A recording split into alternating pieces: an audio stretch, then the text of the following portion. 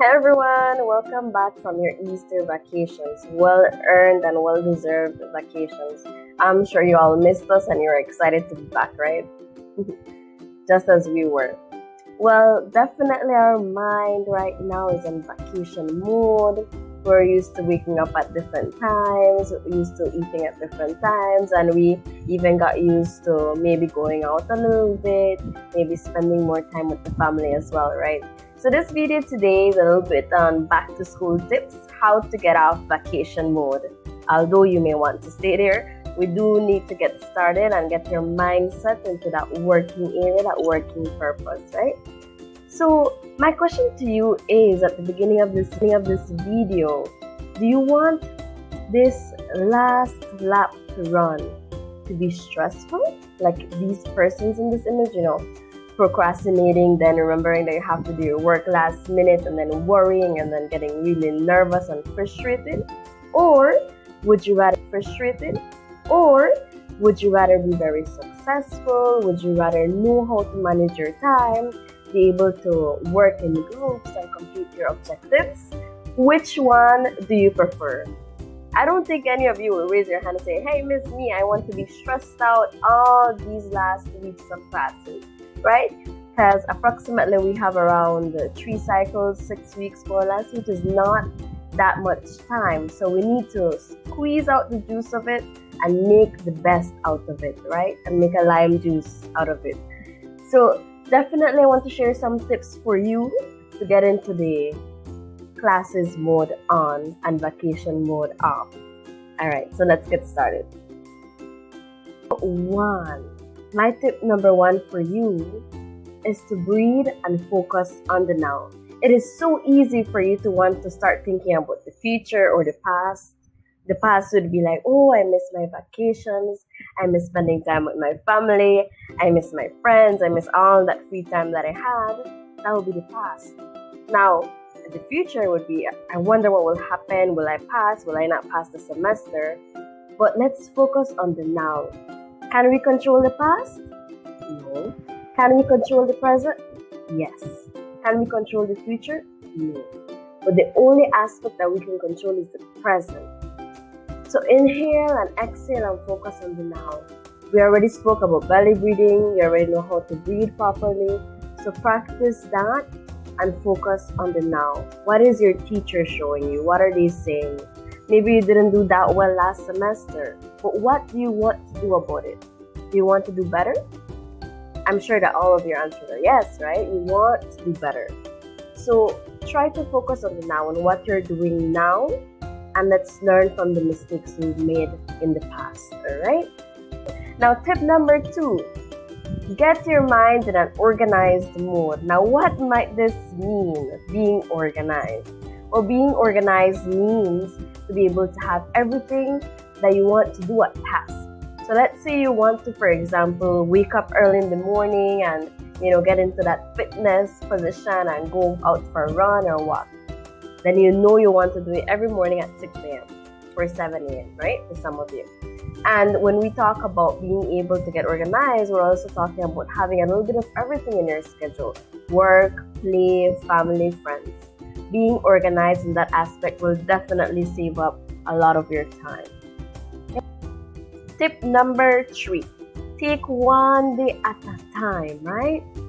I know that many of you like to maybe wait till a week to start doing your homeworks, but if your teacher gives you one simple assignment, you can start doing it the day you get it, right? Take 5-10 minutes, maybe even 15 minutes to do it and then submit it before it accumulates, and then you just get more stressed, get more frustrated, and that will definitely put you in a bad tone to start this last half of the semester. So take one day at a time. What do you have to do on that day? What do you want to do? What can you do on that day, right? Make sure that you do find the time to do the things that you like and the things that you need to do, right? Your responsibilities. So, tip number 4, create a set of objectives. Guys, what is your objective this last half of the semester? I'm sure all of you want to pass, all of you want to go to 2nd, 3rd, 4th form. So that is the objective, right? for you to be able to move forward. That is one of the objectives. And what are your other objectives? How will you accomplish this? Maybe, say for example, my objective is to do all the homeworks they give me the same day that they give it to me. And challenge yourself. You're your biggest challenge. So challenge yourself and try to find a way to be able to accomplish that. Just like a baker needs your tools to bake, you need your tools to learn and to be in classes. Right now with the online classes, one of your main tools we know is your computer. How is your computer working? Is it all set? Is it not working yet? If it's not working and you're on the DigiLearn program, ask your parents to bring it to school so that that can be fixed, so that that can be worked on and you can be ready to go. Now, do you have maybe a notebook where you can write your notes? I know most of you have not been writing notes because, well, it's virtual. But sometimes writing notes, simply writing it down helps you remember it, right?